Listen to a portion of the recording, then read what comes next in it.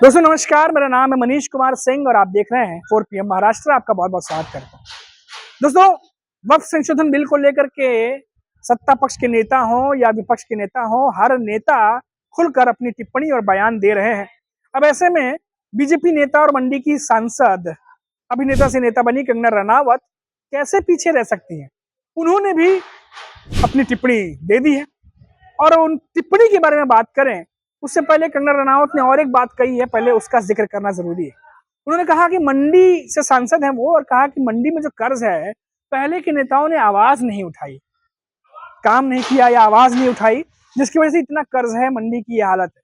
अब कंगना रनावत जो बीजेपी के बाकी नेता कहते हैं, करते हैं जिस तरीके से हर चीज का ठिकरा, नेहरू का नाम निकालना, कांग्रेस के पुराने नेताओं का नाम निकालना और उस तरह से बात करना, अब कुछ कंगना रनावत भी वैसे ही करती हुई दिखाई दे रही है। अब अपने विजन को बताना चाहिए, वो क्या कर रही हैं मंडी के लिए, क्या किया जा सकता है मंडी को लेकर, उनका क्या विजन है, प्रोएक्टिव अप्रोच, वो चीजों से थोड़ा वो दूर दिखती हैं। और अब वो भी मंडी में जो पहले नेता रहे उनका नाम लेकर के ये कहती है कि मंडी की हालत इसीलिए है।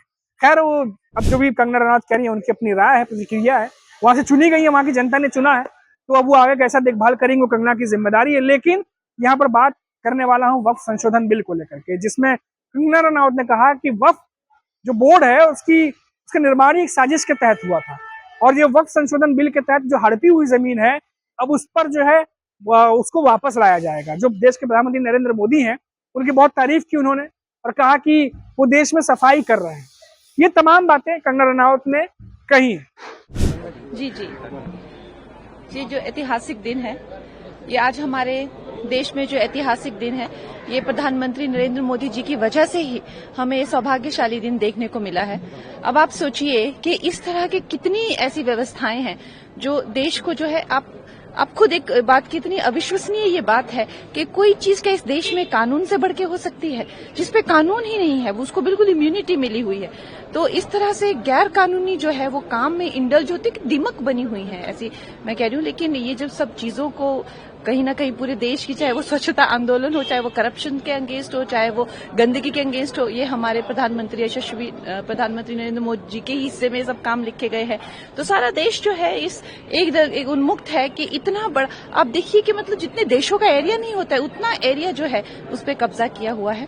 और अब वो जो है पूरी रेगुलेटेड जो बॉडीज हो गई, चाहे वो डीसी हो गए, कलेक्टर हो गए, वो जो है उन चीजों को जो है अब देख रेख करेंगे सरकार के उसमें। और सबसे बड़ी बात जो है, अगर कोई भी उन्होंने गैर कानूनी काम अगर वो करेंगे तो कानूनी व्यवस्थाएं जो है उनको पूछ सकती है। इससे पहले देखिए क्या हालत थी देश की। तो देश ये देख रहा है, समझ रहा है कि चाहे वो कश्मीर हो, चाहे वो अरुणाचल हो, हिमाचल प्रदेश हो, या कोई भी जो काम कितने सालों से रुके हुए थे, वो प्रधानमंत्री नरेंद्र मोदी जी जो है इस देश के लिए कर रहे हैं। कंगना जी, लेकिन जिस तरह से अपोजिशन ने कल कहा कि सरकार इस बिल के बहाने जो माइनॉरिटीज हैं उनके संपत्ति पर कब्जा करने की, इंक्रोच करने की कोशिश कर रही है, उनके रिलीजन में दखल अंदाजी की कोशिश कर रही है, इसके बारे में क्या कहना है? देखिए, ये जो हमारे जो विपक्ष के इसको जितना विस्तृत रूप से बताना था, हमारे होम मिनिस्टर जी ने, किरण रिजिजू जी ने बहुत इलैबोरेट इसको किया हुआ है। मुझे तो नहीं लगता और ज्यादा इलैबोरेट करने की जरूरत है। लेकिन मोटा मोटा बात यही है कि कोई भी व्यक्ति, कोई भी संस्था, कोई भी धार्मिक संगठन जो है वो कानून से, संविधान से ऊपर नहीं है। ये जो बिल है, अगर मोटा मोटा इसका मैं कहूं कि क्या इसकी बॉटम लाइन यही है कि इस देश के संविधान से ऊपर कोई भी नहीं है। तो ये हमें आज ये सौभाग्य प्राप्त हुआ है कि एक दिमक की तरह जो एक करप्शन जो इसको खा गई थी और देश को खा रहा था, अब हमारा देश इससे भी मुक्त हो जाएगा। अब देखिए दोस्तों, कंगना रनावत, जाहिर तौर पर उनसे ऐसे ही बयान की उम्मीद थी, क्योंकि विपक्ष जो है वो लगातार अगर सवाल खड़े कर रहा है, तो बीजेपी के नेता जो है वो बता रहे हैं कि कैसे ये वक्फ संशोधन बिल जो है वो फायदा पहुंचाएगा, देश के हित में होगा।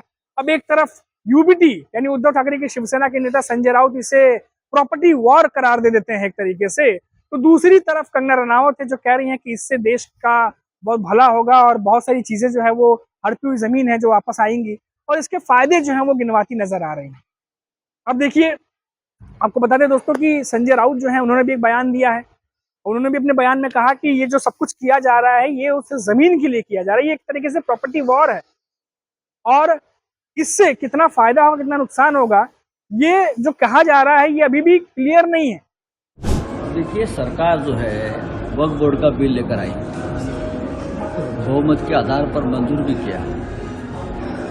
सरकार करोड़ों करोड़ों गरीब मुसलमानों की बात कर रही है, लेकिन एक करोड़ों करोड़ों गरीब मुसलमान नहीं, दो चार जो भारतीय जनता पार्टी के लाडले उद्योगपति हैं, उनको ये वक्फ बोर्ड की संपत्ति मिलने वाली है। बेचेंगे तो जरूर बेचने वाले हैं।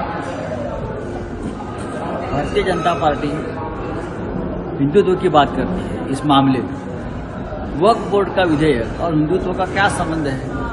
अगर कोई देश को समझा सकता है तो समझाइए। ये पूरा मामला जो है 2 लाख करोड़ की जमीनें बेचने का मामला है और तैयारी शुरू हो गई। सर, आपने राज्यसभा में ये मुद्दा भी उपस्थित किया था वक्फ बोर्ड की जमीन को लेकर, अमित शाह के खिलाफ आपने टिप्पणी भी की, तो उसको लेकर क्या कहना? मैंने कहा था कि अमित शाह जी की खुद की लोकसभा में उनकी स्पीच आप सुनिए।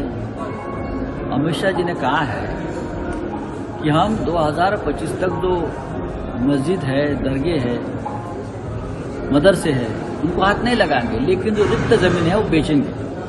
यानी बेचने और खरीदने की बात खुद अमित शाह कर रहे हैं ना। उसका मतलब है अब राष्ट्रपति ने आज विधेयक को मंजूरी दी है, सिग्नेचर किया है, अभी कल से जमीन बेचना शुरू करेंगे ये लोग। सर, आज रामनवमी का त्यौहार भी बड़े पैमाने पे सुरक्षा रक्षा ज्यादा की बढ़ाई गई देश में, तो उसको लेकर क्या कहना चाहिए? क्यों जरूरत पड़ती है सुरक्षा बढ़ाने की? रामनवमी उससे पहले भी हुई है, लेकिन जब से प्रधानमंत्री मोदी जी आए हैं 10 साल में, हिंदू त्योहार को ज्यादा सुरक्षा देते हैं, लोगों के मन में डर पैदा करते हैं। क्या आपको धोखा है, हिंदुत्व को धोखा है, इसलिए आप हमें वोट दीजिए। ये उनका एक माहौल बनाने का तरीका है। Thank you. अब कंगना रनावत, उनका बयान आप देख लीजिए। अब संजय राउत जो बोला, उन्होंने उनका भी बयान मैंने आपको बताया। अब इन सबको अगर हम देखा जाए तो वक्फ संशोधन बिल को लेकर के अभी भी माथापच्ची कम नहीं हुई है। जो नेता अपोज कर रहे थे वो भी अपोज कर रहे हैं, जो नेता सपोर्ट कर रहे थे वो भी सपोर्ट कर रहे हैं।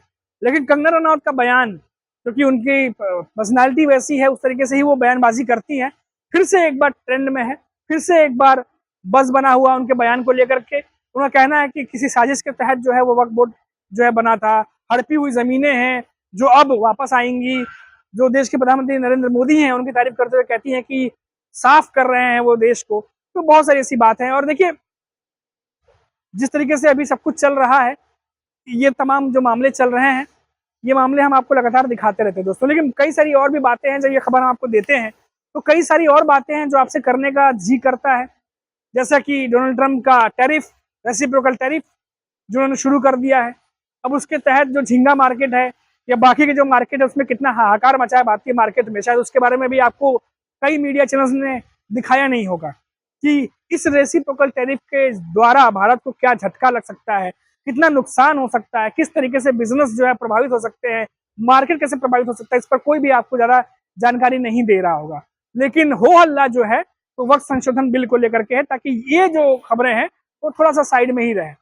वहीं अगर आप देखिए कि हमने देखा पीयूष गोयल जो है वो कुछ दिनों पहले अभी स्टार्टअप को लेकर के उन्होंने एक भाषण दिया लंबा चौड़ा, जिसमें उन्होंने एआई से लेकर के जो तमाम टेक्नोलॉजी है वो क्यों नहीं इजाद की जा रही हमारे यहाँ, उसको लेके बात कहा।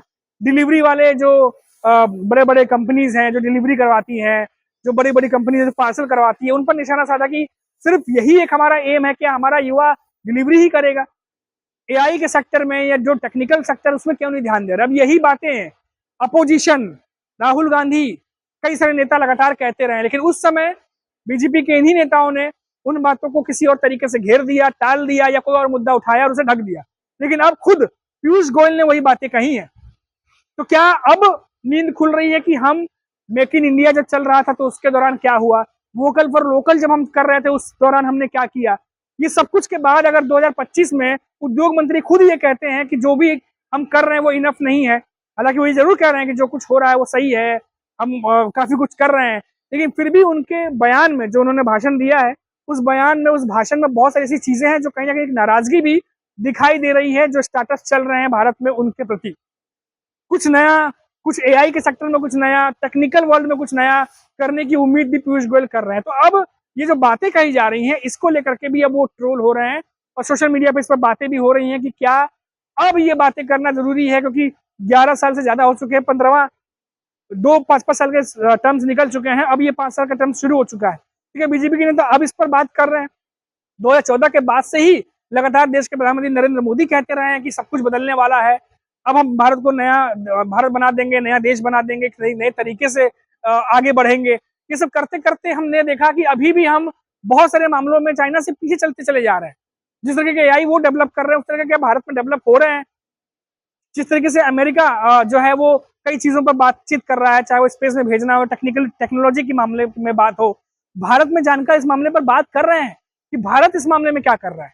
तो ये तमाम बातें हैं दोस्तों जिस पर डिस्कशन होना चाहिए, लेकिन अभी देखिए डिस्कशन किस किस मंच पर होता है और कौन कौन से प्रमुख नेता हैं, क्योंकि ये जिम्मेदारी भारत सरकार की है कि वो किस तरीके से देश के युवाओं को मार्गदर्शन देती है, किस तरीके से उनको गाइड करके आगे लेके जाती है। अगर पीयूष गोयल की तरह ही 5वें टर्म में मतलब 10 साल निकलने के बाद अगर ये बातें करने लगे तो फिर क्या ही कहा जा सकता है। लेकिन अभी के लिए इतना ही। आप देखते रहिए 4 PM महाराष्ट्र। नमस्कार।